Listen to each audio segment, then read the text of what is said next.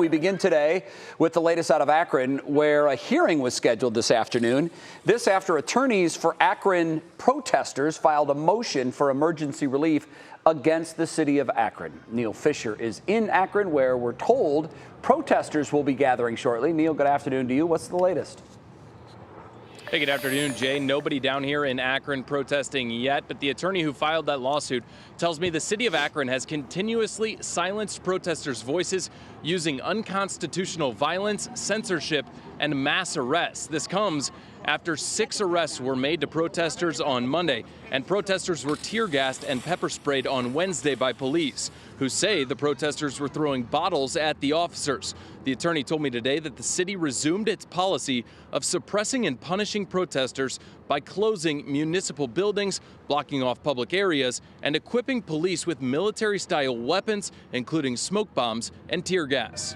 We're concerned that if protesters do come out again, in spite of this violence that they've faced, that they may face more, and B, that some people are being so chilled by the threat of violence that they're no longer even coming out to express their protected message.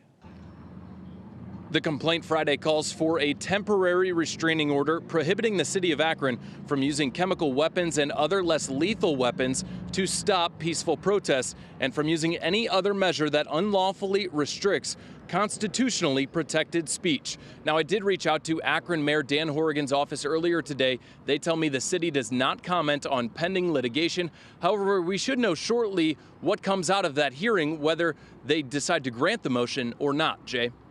Idea, Neil, when we're expected to hear that? Are we expecting to hear that later today?